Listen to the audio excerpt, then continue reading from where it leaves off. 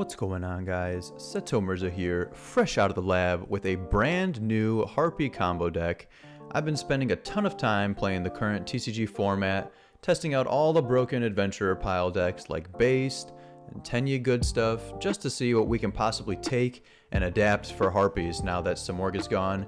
And oh baby, I've come up with a brand new 60 card Harpie combo pile, which I personally think is the best way to play Harpies in the current TCG format post Battles of Chaos release. And if you haven't seen the main combo yet, be sure to check out the video. I've got the link showing on the screen right up in the corner now. It's also going to be down there in the description. Gotta check out that combo video just so you can see what this deck is capable of doing before we get into the profile. And guys, this deck is extremely consistent. I wrote a test hand simulator to help optimize ratios for the deck that was based off of the one Team Disciples used for the Dragon Link FTK, and I'm putting the results on the screen now. So as you guys can see, we got an 85% full combo rate through no hand traps, along with a 94% partial combo rate, which means at least 2 negations or access to DPE. And we also have that paired up with a 72% combo rate while opening at least 1 hand trap, with 31% combo rate with opening at least 2 hand traps. That also counts defensive cards. And then we have a 30% combo rate to be able to play through our opponent's hand traps, either by opening a live Harpie's Featherstorm or a Called by the Grave, for example.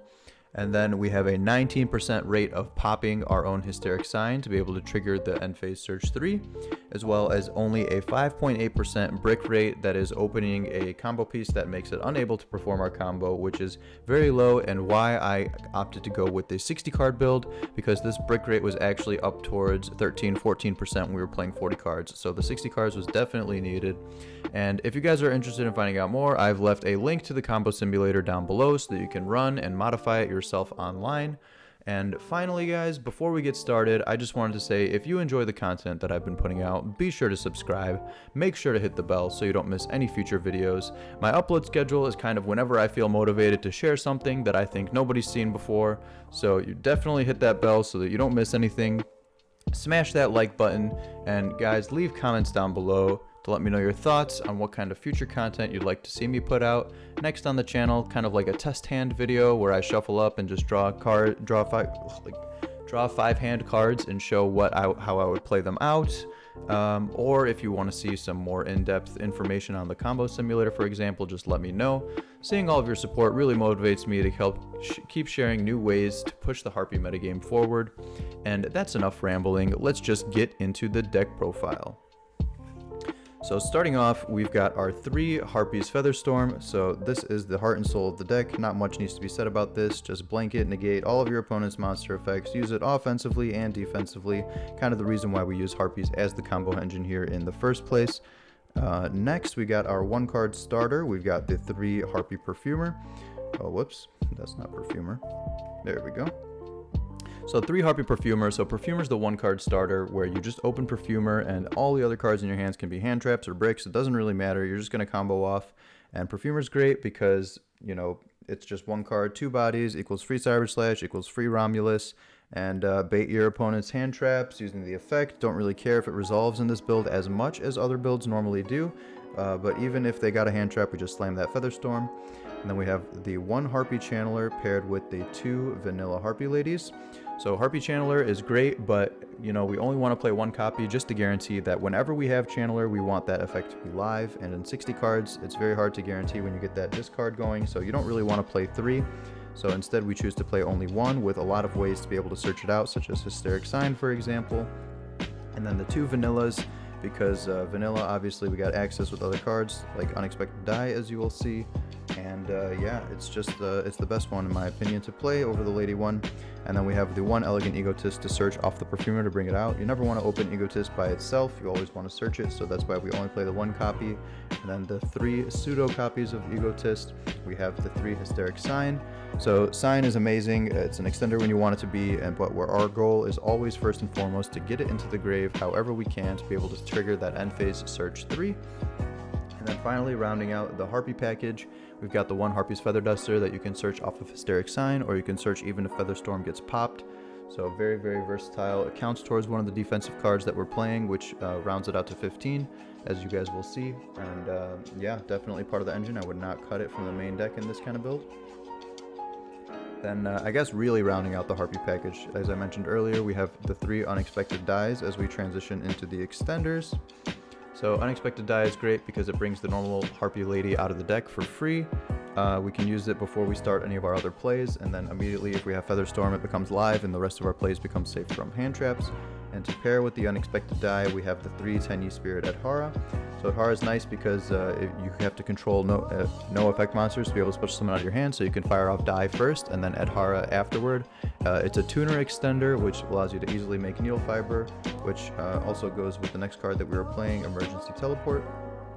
Emergency Teleport is great because you can just play it whenever. It doesn't matter how many monsters you control, so you can bait your opponent's interruptions using like Perfumer, for example. They negate it, then you just drop Emergency Teleport and feel free to combo off from there. And yeah, really, really strong. Our only target for the deck is Ghost Ogre. I was considering playing the Punk engine, but I wanted to minimize the amount of bricks for now, so we are just opting to play the Ogre. And then going off into our final extender, guys, this is the new heart and soul of like kind of the glue piece that just brings a lot of this deck together. Magician Souls, just amazing support with Harpies now that we have the new Illusion of Chaos card that came out in Battles of Chaos. So basically Preparation of Rites can search out the Illusion of Chaos, which searches the Magician Souls, and Magician Souls sends Illusion of Chaos from your deck to the graveyard. And basically, when you reveal Illusion of Chaos, you can put a card back from your hand to the top of your deck. Usually it's going to be placing itself, but if you open any of the bricks, then you can put the bricks back using Illusion of Chaos or opening Prep. And then if you open multiples, such as if you open Prep plus Illusion, you can just use the Illusion to search Magician Souls, and the Magician Souls send effect to get rid of the extra Preps that you have in hand to be able to draw new cards. And of course, you want a Magician Soul send Hysteric Sign and be able to trigger that end phase search 3. It's just super, super busted. It's probably the most satisfying play, like in Yu-Gi-Oh! Period, that you can pull off is just Magician Souls, draw a card, send Hysteric Sign, search 3 in the end phase. Just super great being an extender body. It's not a tuner. It's not a winged beast, so we can't use it to make Romulus or Needle Fiber, but if we open some of the other starters or ways to play, then you can drop Magician Souls to be your second body there, or if you can use it to just like hold it in your hand until the end of the combo, baiting your opponent's interruptions. If they throw everything they've got at you, then you just drop Magician Souls and go into Anaconda. That is another great way of being able to extend through hand traps. So Magician Souls, I really highly would recommend playing it, especially with the new Illusion of Chaos support, because being able to send Hysteric Sign is just too good, guys. You can't pass it up. And then to kind of round out the combo, consistency cards, we've got 3 Deep Sea Diva. So I found that I wanted more one-card starters to kind of just max out the consistency for this deck, and Harpie Perfumer is great, but we can't just only rely on Perfumer, so for that reason I immediately thought of Deep Sea Diva. It sticks out as a tuner that you can just normal summon and then bring out another Diva from the deck. And in a 60 card build, if you just normal summon Deep Sea Diva, a lot of times people have no idea what you're playing, and it's like the biggest hand trap magnet that you can ask for.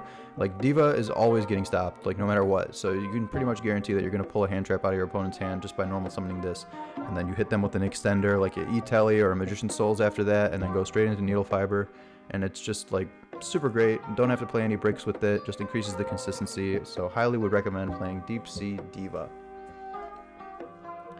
So now we're going to move on to the cards that you don't really want to see. So we've got our Dragunity Phalanx as well with the Dragunity Divine Lance. So this is our search target off of Romulus. We're not playing Ravine in this build just because we want to use Romulus to be able to get us tuner access into the Phalanx. Phalanx isn't that bad to open, really. Like, it's usually a brick in like the old builds that we used to play it in, but here we're just really trying to make Needle Fiber. So like a lot of the times we'll just make Romulus as like a kind of like a bait piece to kind of get the opponent to throw a hand trap on there, and then we just drop E-Telly and continue to go into Needle Fiber from there. So that's usually we can use Romulus as bait, or you can even just like unexpected die and then normal summon the Phalanx and combo off that way. So it's not super dead to see in the hand, but these are what enables the Perfumer bridge into Needle Fiber. So you definitely have to play them. Then we've got our Deskbot 001, our Mecha Phantom Beast Cult Wing, and our Creation Resonator. So these are the 3 bricks basically that we play for the Cupid Pitch combo that turns Perfumer or just Needle Fiber into 3 interruptions, being the Cyber Slash, the Baron, and the Herald. So all of these are really, mandatory to play, I would say, for the max value. Creation Resonator, maybe you don't have to play it, but I feel like you only get like 2 negates out of the combo that way, so you definitely want to play this to be able to max out. All of them, I mean, these 2 are not really that bad to open, because, they still work out of being in the hand, but Colt Wing is really the big brick in this deck. So obviously we can put it back with the Illusion of Chaos or the Preparation of Rites, like I said earlier, but even if you have it in your hand and you're not able to put it back, you can still combo off. If you open like Needle Fiber plus another Harpie on field, then you can still go into the Baron and Cyber Slash and be able to end on those. That's a partial combo, and yeah, it's not really terrible. I didn't break on it once when I went to locals through 9 games. I was able to play every single game without breaking once, so definitely would recommend testing the deck yourself before you say that these breaks are too much, because in 60 cards they are sufficiently spaced out. And then the final, I guess, brick package in the deck, we've got the Fusion Destiny package for the boy DPE. While this card is legal, definitely have to abuse DPE while we can. Fusion Destiny, I was contemplating playing it 2, but I ended up cutting it to play only 1 just because I didn't want to, brick on it at all.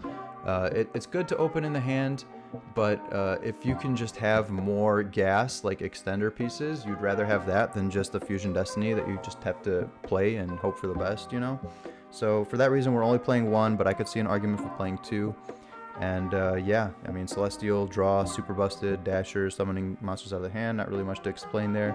Yeah, and Fusion Destiny is great because DPE is just another source of being able to pop Hysteric Sign. So we've got Magician Souls send Hysteric Sign, we've got DPE to pop Hysteric Sign, and we also have Baron DeFleur able to pop it as well. So 3 consistent ways that we can access to pop Hysteric Sign through this deck.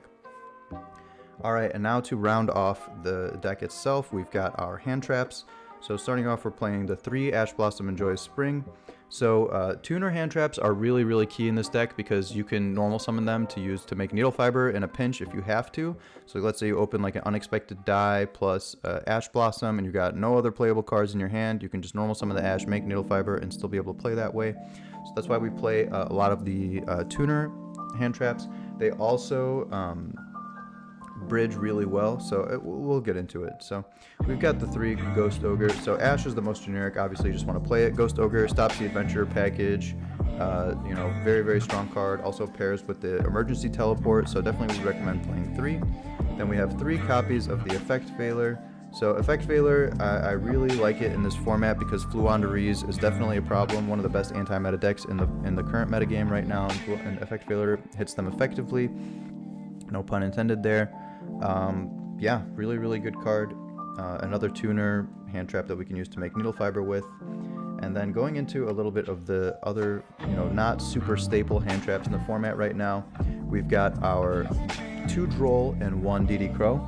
So the Drolls are mainly here as small world target, same with DD Crow. I would prefer to play, the next card is Ghost Bell. Prefer to max out on Ghost Bell if possible because it's a tuner and the effect is pretty relevant in the format.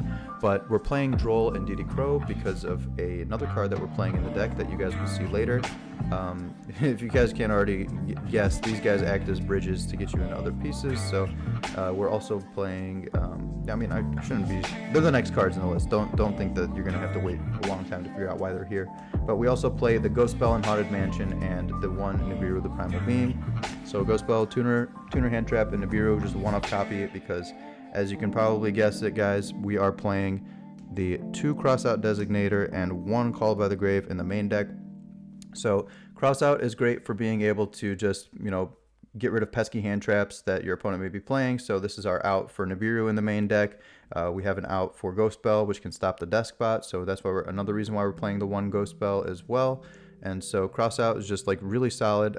I was running the combo simulator without, Crossout or Call by the Grave in the beginning. And after I started optimizing for them and seeing how much of an impact they really had, it was kind of ridiculous. We brought like the combo rate of being able to play through hand traps up from like 11 to 30% just by adding these 3 cards. So I would highly recommend them. And then the final card in the list that kind of just rounds everything together is 3 copies of Small World. So This is the new hotness that's being played in all the 60 card piles, and it's just the glue that holds everything together. I love Small World in this deck. It just basically acts as whatever you need in a given situation. It's usually more copies of Harpie Perfumer, or if you open a discard in hand, you can use it to grab Channeler instead. This effectively makes us being able to play 6 Perfumers and 4 Channelers, depending on what we need. And yeah, you basically, your main small world bridge is going to be the Droll and Lockbird or the DD Crow. These are what's going to get you anything, and it's the reason why we play DD Crow. Like, it's not super common in the format right now. It is good against like DPE and stuff, but it's not a tuner, so I'd rather be able to play like Ghost Spell instead. But since it's a winged beast, we can actually use it to still make Romulus with. Sorry, I'm just moving cards around a lot, but I want to get their types and stats on the field so you guys can see. But basically, we'll use Small World to reveal like any hand trap in hand. So let's say we have like a Ghost Ogre or something. Ghost Ogre links up with Droll and Lockbird because they're both 0 attack, and then Droll and Lockbird will get you into any of your Harpies because it is a wind attribute and it doesn't carry any of the same stats. So you can also bridge it with like Illusion of Chaos, so Preparation or Illusion of Chaos, like you bridge them into Droll and Lockbird because they're both spellcasters, and then you can grab any of the Harpies from there. So DD Crow you bridge into with Effect Veiler, since Effect Veiler is a level 1, and it's also, they're both level 1, so you can't use it with Droll and Lockbird because they're also both spellcasters here, so you can't use that as a bridge, but you can do it with DD Crow because they're only shared the level and no attribute, and none of their stats are the same, none of the type is the same. So you go Effect Veiler into DD Crow into your Harpie Perfumer there. And DD Crow is also the bridge for your Tenyi Spirit Adhara. So let's say you just open the Tenyi, you don't have any other ways to play with it. So you can Small World, reveal the Tenyi, go to DD Crow, and then grab your Perfumer from there. And all of the Harpies trade out into other Harpies. So if let's say you have a Channeler that's dead in hand, you don't have a discard, you can Small World it away into Droll and then use Droll to grab your Perfumer. Or you can Small World to trade out one hand trap for any other hand trap, and that actually came up for me at locals. I had 2 Ghost Ogres in hand with the Small World. I did not need the Small World to combo off, and so at the end of my play, after I did the full combo, I just Small Worlded away the Ghost Ogre into Droll, and then used Droll to search the Ash Blossom. So I was able to trade out my dead Ogre for an Ash, and that ended up being really impactful in that game. So yeah, Small World, literally any card that you want. Like you can even go from Magician's Souls into Perfumer by doing Small World, Magician's Souls, and then the Destiny Hero Celestial actually is the bridge there. So if you really like have no way of playing and your Souls is not going to be enough and there's nothing that you can use to draw it with, then you can trade it out for you know, making the DPE package dead just so you can get the Perfumer so you can be able to play. So yeah, really, really strong card. I'm going off on it a lot because I really just think it's that good. And in this deck, it's Harpies, it's 1-card combos, it's other hand traps, it just ties everything together so well. So absolutely would recommend playing Small World if you want to try and pick up a build like this. Well, that is 60 cards in the main deck. I know this profile is going to be long, but bear with me guys. I've got a lot to say about everything that's going on here. There's a lot of moving pieces, and yeah, let's just move on. So with the extra deck, starting off, we've got the Mecha Phantom Beast tokens. You're making a Auroradon, obviously you're going to be making the tokens a lot. And then we have the Link Spider. So Link Spider is great because you want to be able to link off like a vanilla Harpie Lady into an effect monster so that you can use it to make DPE. I did not want to play Imduck because sometimes you're just left with like a 1 Mecha Phantom Beast token on board with the Don, and then you can just kind of make the token into Link Spider and then make like an access code or something. So Link Spider definitely comes up because of the tokens. And then we are playing 1 Dragunity Knight Romulus. This makes the Perfumer a 1-card combo, just grabs Dragunity Divine Lance. That's all it's here for. It's really good bait because your opponent sees you like Perfumer effect, and they try to negate that. You just make Romulus, like with if you have Unexpected Die or something, they try to negate that, and then you just slam E-Telly, go into Halky Fiber X from there. You've already baited 2 hand traps, and then your Needle Fiber combo usually going to go off. So really, really good bait, and obviously 1-card combo enabler. Then we are playing 2 Crystron, Halqifibrax. So you don't really need to, but having two was very nice to have, is what I found in my testing, because first I started off only playing one, and that was fine, but then I've ran into some situations where I found that, I make Needle Fiber, it gets Veilered or Impermed or something like that. I can't combo, but I've got like 2 hand traps in my hand, and so when my opponent goes to play, then I hand trap them, then they can't combo either, then it comes back to my turn. Now I just have this Needle Fiber on board with like nothing really to do, but if I were able to like just normal summon a hand trap or just any tuner like a Tenyi or something like that, then I can make the second Needle Fiber and then be able to go into the Auroradon from there.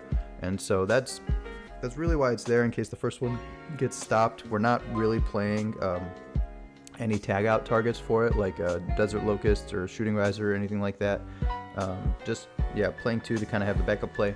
And then of course the Mecha Phantom Beast Auroradon, if you've seen the combo, this is like the main enabler. This is like the card that we need to rally around now that it's available, or while it's still available, now that Simorgh is gone, because we just don't we don't have many other fair plays that are at our disposal. So the Auroradon really helps bridge the gap between us and the rest of the meta decks. Hopefully it doesn't get hit. Like Needle Fiber, let's be real, Needle Fiber is the problem card. Like being able to get the Despot out of the deck for free is like the real issue with Auroradon. So if Konami were to really hit this right, like Needle Fiber should be the one to go. I don't think Auroradon is really the problem. All of these Auroradon combos like hard lose to Nibiru, unless like you turbo out like a Herald or a Baron before you make the Hulk, which is not what this deck does. The only way that we really negate Nibiru is with the crossouts or Featherstorm. So I don't think it's that busted. I think it dies to any hand trap, but the fact that the Brave token stuff exists now makes it a lot more resilient than I feel like it should be. Going into the Synchro package, we've got our Cupid Pitch. She is the combo enabler, searches the creation resonator, burns for 800.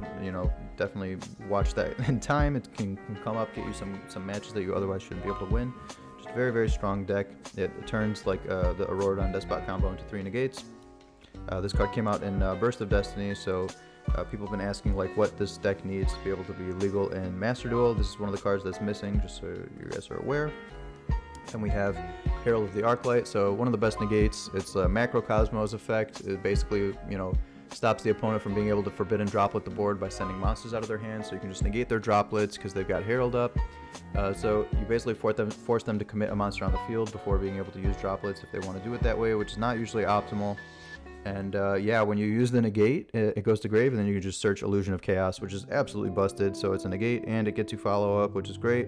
And super good card. Then for our level 8, we have our Cyber/Harpie Lady that goes along with our Borreload Savage Dragon. So this card is like, both of these are super nice. Like you basically, you have a chance to make level 8 synchro during the combo, and so if you have Featherstorm live or if you have a Hysteric Sign, then you're always going to be making the Cyber Slash. And then otherwise, when you don't have access to either of those, then you just make Savage instead for the hard negate. And it's just awesome that we get to be able to make this card like out of a generic combo, because it just like gives you a payoff to be able to get to something that will make Featherstorm live without technically needing to open Harpies or use Harpies as the main way to play. And before we used to have Simorgh as like our main way, where it's like, okay, if you get Simorgh up, then your Featherstorm is going to be live for your opponent's turn, and you'll have it like no matter what. So being able to Auroradon get into Cyber Slash is just super nice. It just helps tie the entire deck together, and she is the heart and soul of the extra deck here. So definitely glad to be featuring Cyber Slash as our premier boss monster now. And as I say premier boss monster, we actually got the real card that people are afraid of in this format. Baron, kind of ridiculous. You've got all 3 effects are super relevant. So you can target one card on the field, destroy it. That's just, lets you get rid of Hysteric Sign as a guaranteed part of the combo. So whenever you open the combo and you don't need to use the sign to extend off, then you just pop it with Baron at the end and then get your end phase search 3, and then you have the Cyber Slash already on board to be able to make the Featherstorm live. And then it's also the Omni Negate, which is great. And then even after you use the negate, you can, in the standby phase, you can tag it out back into the extra deck and then reborn like your Herald, which should be in graveyard that you've already used. So you can after you use the negate, just cycle it back out for the Herald and be able to get this back live again. So very powerful card. Baron uses all 3 effects, and definitely something that I feel is needed to play the deck. And then going into The last two main parts of the combo, we've got our Predaplant, Verte Anaconda, and the Destroyer Phoenix Enforcer. So like I said, while this card is legal, we're going to take full advantage of it. That's basically this entire deck. Like, you know, Harpies, I'm not taking any excuses. Like, any kind of option that we have, we should be looking at and seeing what we can do with it, because, you know, the in-archetype ways to play or in-theme ways to play, such as Simorgh, just all gone. So we need to find some other, you know, alternative win con. And I think DPE has a ton of synergy with Harpies in general, just because you have... Hysteric Sign is like one of the best targets for you to be able to pop your own cards with this and be able to trigger the search, which gives you follow-up. So whenever your plays get stopped and you're not able to go into the Auroradon and whatnot, just you take any one more extender, go into Predaplant, and still be able to end on this. And DPE in a simplified game state, super busted. You know, the Celestial Draw and whatnot, super busted. And once you bait like a couple hand traps from your opponent, if you can still end on this, like, and they only have like 4 cards to start their turn, usually you're in a pretty good spot, especially if you have other hand traps to pair with it. So definitely won a lot of games because of DPE, and I would highly recommend playing it while it is still here, of course. And then the last 3 flex spots, we've got Dark the Dark Charmer, we've got Nightmare Unicorn, and then we've got the access code.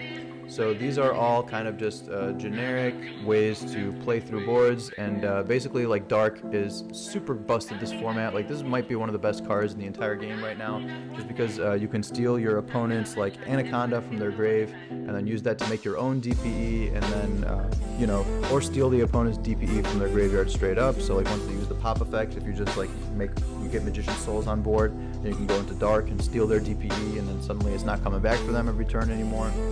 That's really good. And then one of the things to link climb out with Dark from is to Nightmare Unicorn. This card is great because you can basically like just get it's like generic removal and lets you link climb into access code Talker. So usually you're going to be making access code with like Unicorn and a monster, or you're going to be making it with like Auroradon and then Link Spider by using one of the tokens there. So access code, obviously, you know, great, just generic way to like blow up boards, go for game, helps you out like big untargetable monsters like 4,000 attack Dragoon, just make access code. And yeah, so this is like the flex spots that I was playing. I tried out playing 2 Auroradon as another backup, but it didn't really ever come up, so I just put the Nightmare Unicorn in instead. This is probably the most flexible spot in the entire extra deck is right here. And yeah, that is the 15 card extra deck, rounding it out. So finally, we're going to go off into the side deck. So starting off the side, we've got the last copy of Crossout Designator. I would play this in the main if we could, but I felt that 30% rate of being able to play through hand traps is good enough. But obviously when we're going first and you know, we know our opponent's going to be siding in all their hate, we got to bring in that last Crossout, just try and give ourselves the best chance of playing through it. To kind of pair with the Crossout, we've got 2 Token Collector. So I usually bring in one of these going first, just to pair with Crossout, because I want it as a target to be able to negate, because a lot of people just bring in Token Collector against all the adventure decks, so you also get hit by this, and they'll just drop it on your Auroradon effect while you're already locked into Link monsters, kind of just make it so you can't do anything after that. So really, being able to negate Token Collector is big, and then we just bring it in against all the adventure strategies going second. Then I'm also playing the 2 Nibiru in the side deck. So we got one in the main is our main deck out for Crossout as well, but the other 2 are in the side for any combo matchups and whatnot. So yeah, not really much to say about Nibiru. I think it's super busted this format. Anybody who says Nibiru is not good because the adventure stuff is just wrong. I feel like it's really good, but you just need it to pair with another hand trap in your hand. So that's why we keep it in the side deck when we know that we have our best chances of opening 2 hand traps in combination with it. And then we have 3 Artifact Lancia. So originally Phantom Knight was big in the format. It's kind of fallen out of favor recently, but I still feel like Lancia is really good because it just hits a lot of decks, and you know, you would rather have Lancia in your deck and not need it than just not have it at all. And it's really, really mainly here, aside from Phantom Knight, that's still kind of hanging around, but for the Fluanda Reese matchup. And so I think this card is like really great against that deck specifically, and you want as many cards to play against that deck as possible. So we've got the 3 Valor in the main deck, 3 Lancia on the side here, and then a couple other of the back row hate covers for them as well. So 3 Lancia. And then just a generic going second card, we are playing the Dino Wrestler Pinkertops. So I love this card. It's like really good in this format in my opinion, just because a lot of people are ending on like Herald Savage and stuff, like just making 2 negations. And Dino Wrestler Pinkertops just drops down, beats over the Herald, pops itself to, you know, bait the Savage, and then boom, it's just you just 2 for 1 with your opponent by using, you know, just only 1 card. And then in scenarios, it's also just like a free body. So you're able to put it down, apply pressure, like beat over something like a wandering griffin rider, and then you know, just be able to use that body later on to make plays with, like you make it with a tuner to make it into needle fiber, or to make it into anaconda once you're done with it. Like it's just nice to be able to drop down that body and then be able to clear stuff. Against Dragon Link, this card always overperforms, and Dragon Link I have respect for in the current metagame, so definitely recommend playing Pankratops. It's only a one of, and like in 60 card decks, like obviously people laugh whenever you open one ofs, but if you play enough busted one ofs, then you're bound to see one of them. So you're gonna see a Pankratops, you're gonna see like a Feather Duster or something, and yeah. Always love making your opponent salty whenever they say, oh wow, you opened that in 60? Like, heck yeah, that's why we play it. We got 3 Cosmic Cyclones, so this card, it's great. You know, opening back row removal is always tough in 60, so we play a decent amount of it. This pairs with the Pankratops, but also it's nice to have when you're going first, like into Fluandereeze, for example, when you don't have many of the hand traps like aren't live against them, so you'd be able to bring in the Cosmic Cyclone, just set those, and have like another interruption for when you're going first. And then obviously in the standby phase, when you're going second, you can drop a Cosmic or a Twin Twister to kind of pop your opponent's you know, Dreaming Town that they have set and whatnot. So these are our 5 back row removal with the 1 red reboot to pair with it. So I originally wasn't playing red reboot, and I was just playing the 3 Twin Twisters, but I found that you know, there's a player at our locals who plays Paleo, and that set 5 into your full combo board as they pick things off with like all of their, you know, chainable traps that just go to grave and recur. I found that if I just had red reboot there instead of that Twin Twisters, because Twin doesn't really do anything against those decks in specific, it's just really good to be able to just drop all the traps, make them stop activating, and then you can clean up the game from there. So I put it in, and it's another busted one of to make people mad when I open it in 60 cards. And guys, that has been the full deck profile, all 75 cards. Actually, it's 90 cards, isn't it? Yeah, because it's 15 side, 15 extra, 60 main. That's a 90 card deck profile. I'm winded. I'm sure you guys are tired of listening to me for all of this. And if you made it this far, like, you are a huge MVP. Like, you definitely got to be subbed if you made it through this far in the video. Be sure to like it, of course. And guys, I've got enough to say for now, so be sure to leave a comment on what you want to see in the future, if you want to see test hands, if you want to see in-depth on the combo simulator. And until next time, this has been TCG signing off. Peace!